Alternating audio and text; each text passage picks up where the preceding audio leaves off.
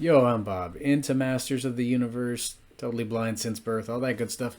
Gonna be kind of unboxing an action figure from the Mattel Origins toy line.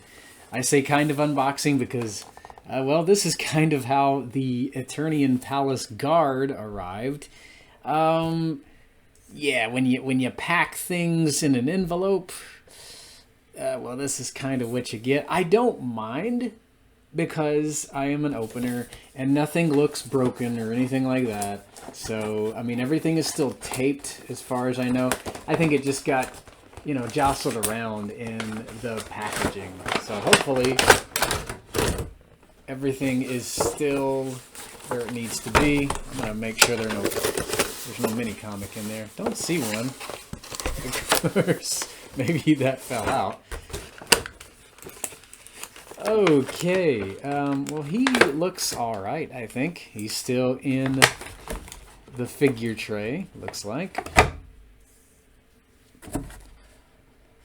And he's got some other accessories we'll be taking a look at in a minute. I'm going to pause the figure review, as I usually do. Break him out of his mangled figure tray. and we'll have a closer look. Hopefully everything is hunky-dory with the Eternian Palace Guard. Back in the blink of an eye. Okay. Eternian Palace Guard is out of his mangled box, and he's fine. So, yeah, I mean, that's really no problem, unless you want to keep him on card.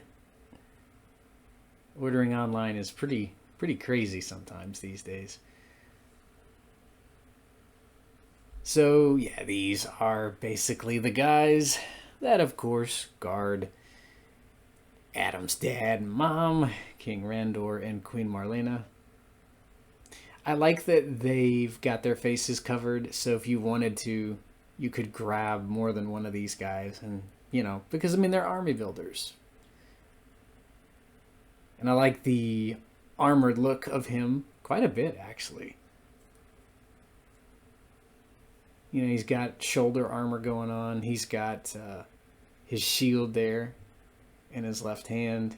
And I do believe this is the same halberd that we get with the skeleton warriors. So he's got a halberd too. Massive halberd there in his right hand. And if you turn him around, you can kind of see his back is not armored, but of course he's not going to run away.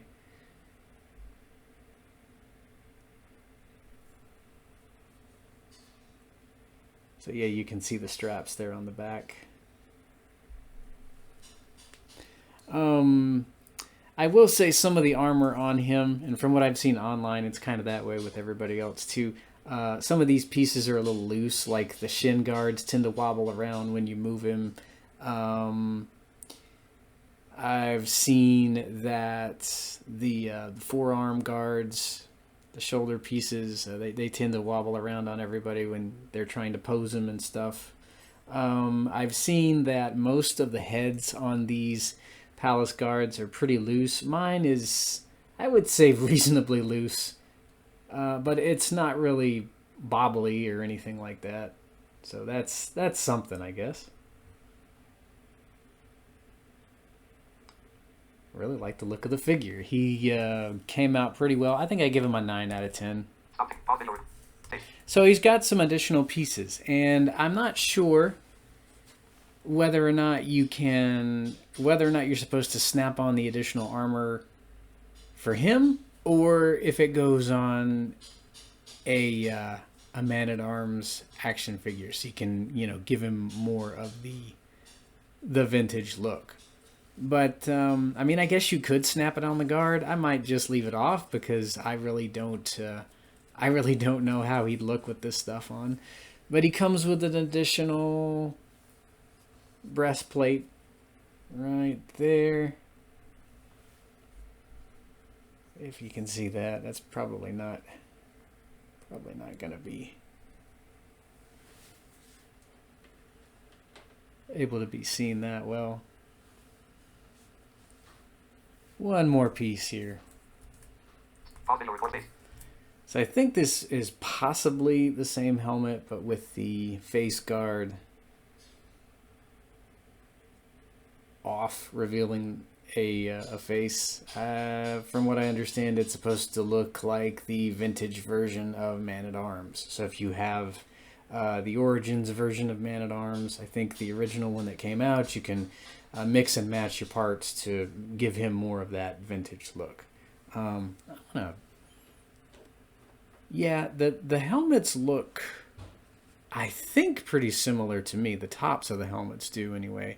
So, I mean, if you wanted to, you could just, you know, if you were going to buy more than one of these, you could have him with the, you could have one with the face shield on and one with the face shield off, to kind of give him a bit more variety. I'm actually thinking about getting one of the Snake Men, what is it? Snake Men Infiltrator. So he's wearing a guard's outfit like this, but I think the eyes are probably green. There might be some additional parts. And I think people say the heads are tighter because, boy, this one is really starting to wobble on his ball joint. The ball joint's very, very loose to the point where, well, I mean, it kind of feels like it might fall off. So, I don't know. I might nab one of the Snake Men Infiltrators wearing the guard's uniform. You could probably just use the head from your Eternian Palace Guard on that body, unless the color's different on the armor. I'm not sure if it is or not. But whenever I nab one of those at some point, I'll review him and we can see if we can do some part swapping and things like that. Yeah, but I give him about a 9 out of 10. Thinking about an 8.5 out of 10, but I'm generous, so possibly a 9 out of 10. I mean, the head's really loose, but not loose to the point where it wobbles around. At least I don't think it is yet. For some reason, when you've got the head with the face shield on, that one seems to be, I don't know, somewhat tighter. But when you put the Man-at-Arms head on, where the helmet with the face shield up, that's a bit more loose for some reason. But he came out of the package pretty well. His halberd might be just a little bent. I don't really think it is, though, because that's a hard plastic. I like the shield. I love the way the guard looks with the face shield down. I like the way the breastplate sits on his chest. And the forearm pieces, they seem to be staying on mine okay. So yeah, not a bad figure overall. I like the accessories he comes with, too. Almost forgot, he also comes with a Man-at-Arms little mace accessory too. I wonder if you could make this guy look a bit like Man-at-Arms. Although I think from what I've seen online, some people say it doesn't look quite accurate. So but I like that we get the additional armor pieces and the mace or the club. So yeah, he comes with quite a bit of pieces. Anywho, till next time, guys. Just glad he came out of the package okay.